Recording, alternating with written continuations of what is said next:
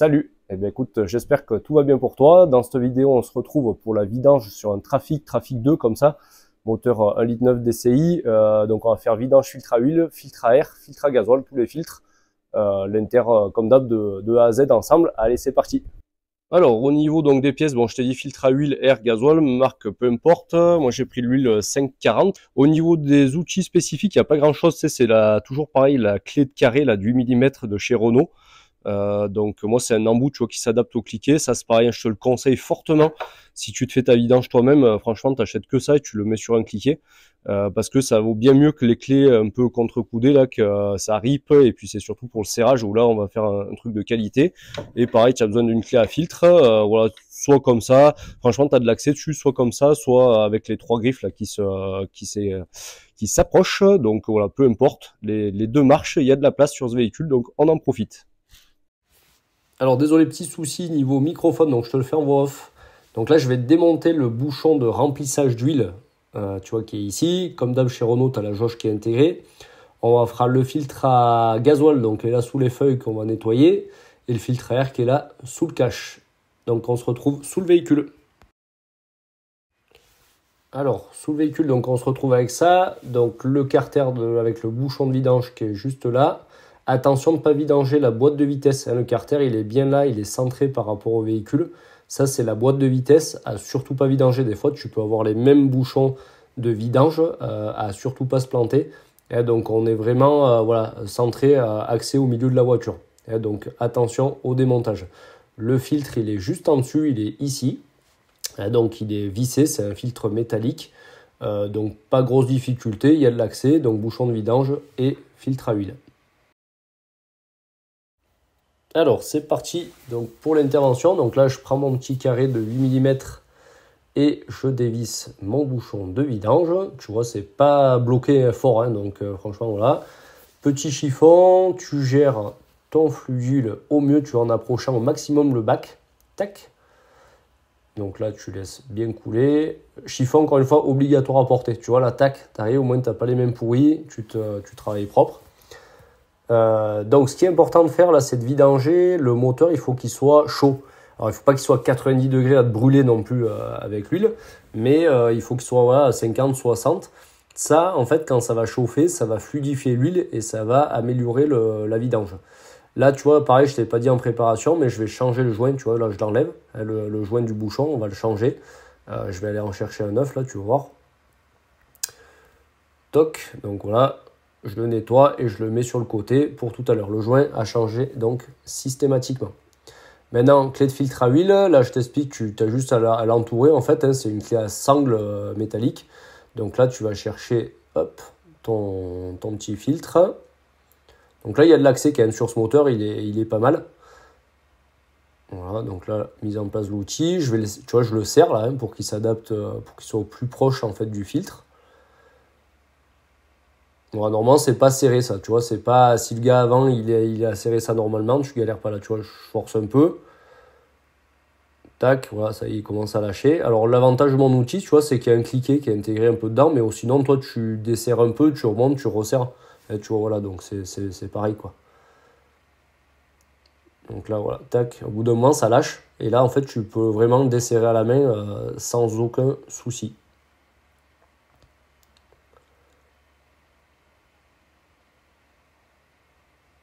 Ça fait un peu des blancs en voix off comme ça, mais bon, écoute. Donc là, je défais mon filtre à huile. Alors ça n'a pas trop coulé là, pourquoi? Parce que l'huile est chaude et que ça a tout vidangé, tu vois. Parce que des fois, si tu le fais un peu froid, là, t'as tout qui coule. Et donc là, le filtre en plus, il est petit, donc voilà, ça se vidange bien. J'ai géré, tu vois, avec mon bac, que les deux coulent en même temps, quoi, pareil. Et donc voilà, donc le vieux filtre, là, je te remontre, hein, tu vois, comme je l'ai chopé là. Alors forcément, il faut que je redesserre un peu l'outil. Tac, je le passe et en fait, tu vois, tout simplement, hein, ça va venir ici et franchement, non, ça marche très bien. Ces outils, si tu as l'accès, ça marche très bien. Après, il y aura d'autres méthodes avec d'autres choses, mais ça, pour l'instant, ça va. Le filtre neuf, donc là, je regarde que le diamètre, surtout, il soit le même. Le diamètre et le filetage, tu vois, que ça soit le même. La hauteur, par contre, on s'en fout un peu. Hein, si c'est un peu plus petit, c'est pas grave. C'est la contenance qui sera un peu moins importante. Là, étape très cruciale, c'est de graisser, de huiler en fait le joint du filtre à huile neuf. Alors dans l'idéal de chez l'idéal, il faudrait mettre de l'huile neuve du bidon. Bon là j'avais le bac à côté, écoute, hein, ça va très bien comme ça. Tu m'en voudras pas, mais voilà, là je huile bien. C'est cette huile qui va faire l'étanchéité, elle va permettre aussi au joint de ne pas s'arracher, tu vois, quand on va le visser sur le bloc moteur. Donc ça c'est important, bien huiler. Et après tu le fais prendre en fait à la main. Ça vient très bien tout seul. Tu le pointes, ça se centre assez facilement, tu le fais prendre à la main. Et très important au niveau du serrage, là je vais plus utiliser la clé pour serrer, c'est que tu serres en fait à la main à fond. Si jamais ça ripe, tu prends un chiffon si tu veux, mais en tous les cas tu serres ça à la main. Donc là l'huile elle a fini de s'écouler, hein, tu vois ça goûte, hein, goutte à goutte, il n'y aura jamais plus rien dans tous les cas. Aujourd'hui ça ne sert pas à grand chose de vidanger le soir et de boucher que le lendemain matin, à part t'apporter des soucis. Honnêtement, parce que tu as plein de pièces qui marchent avec la pression d'huile, type poussoir hydraulique pour les soupapes, type tendeur de chaîne si tu as des chaînes de distribution. Alors, c'est pas le cas là-dessus, mais en tous les cas, voilà, vaut mieux vidanger. Et franchement, quand ça goûte à goutte, tac, tu rebouches et tu remets ton huile. Comme ça, au moins, le moteur, il s'en portera pas peu le mal. Tu sais, encore une fois, des fois, en voulant faire bien, on fait pas forcément bien les choses. Par contre, là, serrage, ben, moi, comme d'hab, si tu me suis un peu, c'est serrage à la clé dynamométrique, donc à 30 Nm. Et là, au moins, je suis sûr de faire du bon boulot. Toi, si tu n'as pas la clé, bah, tu serres un peu, mais tu vois, je n'ai pas forcé. 30 Nm, c'est que dalle. Petit coup de chiffon, comme d'hab, bah, on fait ça propre. Et puis, on va passer au remplissage donc, de l'huile là-haut. Alors, c'est parti pour le remplissage donc là, d'huile. Donc là, je sors ma jauge, je l'essuie tout de suite pour ne pas en mettre de partout. Pour qu'elle soit nickel dès qu'on va faire le niveau. C'est toujours un peu galère. Donc là, je la nettoie et je la pose. Et là, je te conseille très très fortement de prendre un entonnoir donc pour remplir l'huile. Pourquoi? Parce qu'en fait, le bouchon, derrière le bouchon, il y a une toute petite durite qui va remplir vers le bloc moteur. Et la durite, elle est toute petite. Merci les ingénieurs. Et en fait, il va falloir faire vraiment un tout petit filet d'huile parce que si tu es trop gourmand, t'en fous complètement de partout.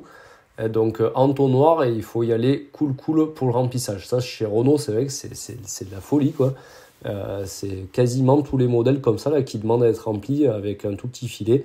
Donc là ben, tu vois je prends mon bidon, je prends mon mal en patience et voilà et tu as 4,7 litres d'huile hein, dans l'entonnoir. Là tu vois je viens de riper, je suis sûr j'en ai mis partout là. C'est pas grave. Donc tu as 4,7 litres d'huile à mettre avec ton entonnoir et ton bidon d'huile. Ok, donc là on s'attaque au filtre à air, donc là tournevis plat, il n'y a pas trop de pièges, tu vois, tournevis plat, il y a les 3 vis là à défaire sous le cache. Donc là ce que je te disais c'est que les trafics là comme ça, c'est des super moteurs, franchement si tu en as un pour bricoler, pour aller je sais pas partir en week-end, pour aller dormir dedans et tout, n'hésite pas à faire ta mécanique toi-même parce que honnêtement ça se fait très bien. Tu vois, il n'y a pas trop d'outils spécifiques à avoir, regarde tout ce qui est vidange, tout ce qui est frein et tout, ça reste du classique. Et voilà, et c'est agréable en fait à travailler dessus, tu vois. Tu vois, le filtre à air, il est tout de suite là. Enfin voilà, c'est pas des choses de fou à démonter. Et encore une fois, tu n'as besoin de pas grand chose. Donc là, le filtre, il était vraiment pourri celui-là. Limite colmaté. Donc là, hop, le neuf. Donc là, je remets ça dans son logement. S'il y a des saletés, des fois ici, il y a des feuilles et tout. Là, t'hésites pas à tout nettoyer, tu vois. Donc là, tout est nickel. Je remets le filtre. Je te mets en accéléré aussi. Et on resserre les 3 vis plats. Donc là, je vais retirer ma jauge à huile, tu vois, histoire de contrôler. Donc là, je suis à peu près à moitié. Tu as vu, j'ai mon chiffon hein, pour pas que ça coule partout. Ce que je vais faire maintenant, c'est que je vais mettre en route la voiture. Le filtre à huile, il va se purger. Donc, c'est-à-dire que mon niveau, il va descendre un petit peu. Alors, il descend un tout petit peu parce que là, il descend de la capacité du filtre. On va dire, là, tu as vu, le filtre, il est petit. Donc, ça va pas descendre de fou. Mais je mets en route le véhicule. Je vais attendre une dizaine de secondes à peu près.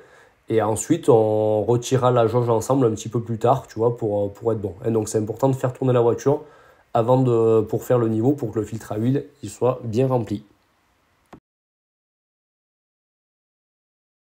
Alors, donc, c'est parti pour le filtre à gasoil.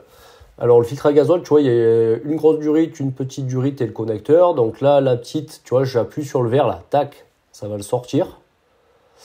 Ensuite, je vais remettre juste sur le support là, tu vois, mais on va défaire la grosse durite. Il y a 2 petits ergots de chaque côté, il y a juste à clipser, à déclipser quoi, tu vois, à appuyer. Voilà, je te change juste de support. Donc là, tu m'excuses, je te tourne le dos, mais j'appuie sur les deux ergots, tu vois, voilà, elle sort correctement. Et là, tu as le connecteur, pareil, tu le lèves le petit loquet, là, toc, et il sort. Donc ça se fait très bien. Hein.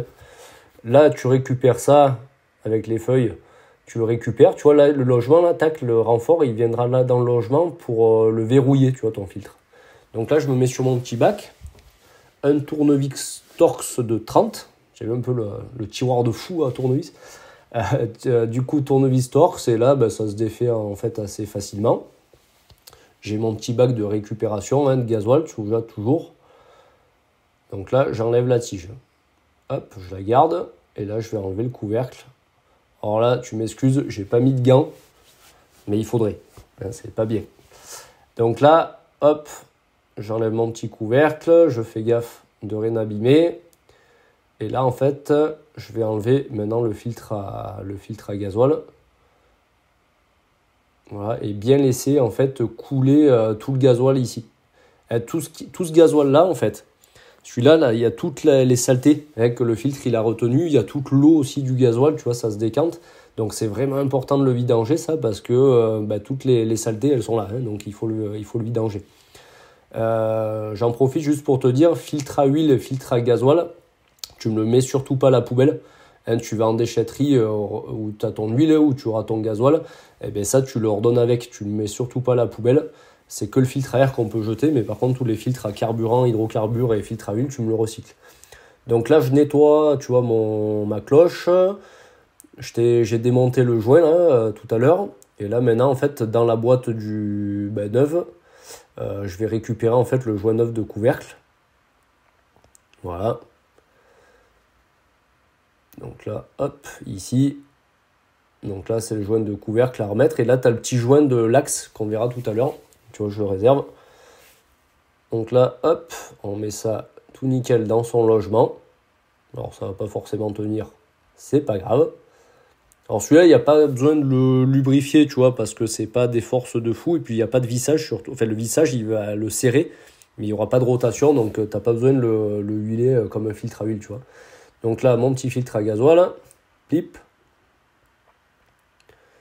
impec, et là je vais remettre le couvercle.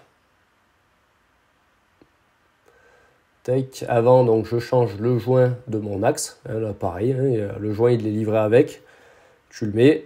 Ça va te garantir l'étanchéité. Cette étanchéité, elle est vachement importante parce que si je me bats avec mon chiffon, mon essuie-tout, cette étanchéité, elle est vachement importante parce que si tu as de l'air qui passe, là, ça veut dire que le véhicule, en fait, il va pas redémarrer le lendemain ou il faudra que tu mettes 2-3 coups de poire parce qu'il va se désamorcer. Parce que tu auras eu des pertes en fait ici. Donc c'est important de changer les joints et de vraiment les mettre très correctement. Donc là, hop, je repose mon petit support. Et là, je viens visser. Le serrage, alors c'est marqué sur la cloche là. Bon, je ne vais pas forcément sortir la dynamo, mais c'est une 6 Nm, donc c'est que dalle. Et donc là, avec le tournevis, franchement, ça va nickel. Si toi, tu as un cliquet, tu vas cool. Parce que ça, c'est tout en plastique, ça demande qu'à péter si tu serres trop. Donc c'est vraiment du contact un peu poussé, mais c'est pas serré. Et donc là, voilà, mon filtre, il est prêt à être remonté sur le véhicule. Tout est nickel. Donc là, hop, retour dans le compartiment moteur. Et ben là, il y a juste à reclipser les durites. En plus, tu peux pas les inverser. Donc il y a vraiment, encore une fois, aucun piège à faire un filtre à gasoil sur ce trafic, sur ce moteur-là, en tous les cas. Ça se fait très bien. Là, je te tourne encore le dos. C'est galère à filmer, en fait. Donc là, maintenant que c'est bon, en fait, je vais amorcer le circuit avec la poire d'amorçage. Tu vas voir, là, tu vas avoir l'accès. Ici, là, tac, voilà, je vais mettre une quinzaine à peu près de coups de poire, tout doucement. Tu vois, ici, ça va réamorcer. Donc, en fait, ça va aspirer le gasoil propre du réservoir. Et ça va, en fait, remplir notre cuve de filtre à gasoil jusqu'à mettre en fait en pression. Donc là, tu pompes sur la poire jusqu'à ce que ça durcisse à peu près, sans forcer comme un malade dessus, parce que c'est du plastique. Il faut que ça soit dur. Voilà, quand tu sens que ça durcit, après tu peux remettre en route en fait ta voiture. Donc là, voilà, à peu près une quinzaine de coups de poire. Et puis là, c'est nickel. Avant ça, tu vois, j'ai toujours ma jauge là qui est là. Et j'en profite en fait. L'huile, elle a dû bien descendre maintenant. Tac, je suis obligé de revisser, de redévisser, tu sors ta jauge. Ah, j'ai pas de chiffon là. Oh. C'est pas grave. Hop, voilà. Tu vois là, je suis à peu près en bas. Et bien là, ce que je vais faire, c'est que je vais remplir petit à petit jusqu'à, putain, je tremble, jusqu'à être à 1 mm en dessous à peu près du niveau max. Donc ça, tu le fais tranquillou. Tu vois, maintenant que ton moteur a tourné, tu le fais. Ok, donc là, dernière étape, tu vois, c'est remise à zéro du compteur. Donc là, tu mets ton contact, tu accélères à fond et tu vas juste freiner 3 fois. Tu vois, et en fait, tu coupes ton contact et voilà. Donc, tu accélères à fond, tu mets le contact, tu mets 3 fois sur les freins. Là, tu vois, je te montre ce bouton et c'est pas celui qu'il faut. Et du coup, ça va réinitialiser en fait ton compteur pour la vidange. Donc, moi, juste sur le véhicule, j'ai un voyant d'airbag qui reste allumé. Donc, c'est pour ça que le serve, il reste allumé. Je vais m'en occuper après. Mais en tous les cas, pour la procédure, elle est assez simple. Voilà, bah écoute, c'est tout bon. Donc comme d'hab, si cette vidéo t'a plu, n'hésite pas à la partager, n'hésite pas à la liker, à t'abonner surtout à la chaîne. Désolé du petit contretemps là du micro, tu vois, j'ai acheté pour toi un petit micro cravate pour que tu entendes bien et forcément quand il n'y a plus de batterie, t'as plus de son sur ton téléphone. C'est pas grave. Donc écoute, je suis ravi d'avoir tourné cette vidéo et j'espère à très vite. Allez, salut!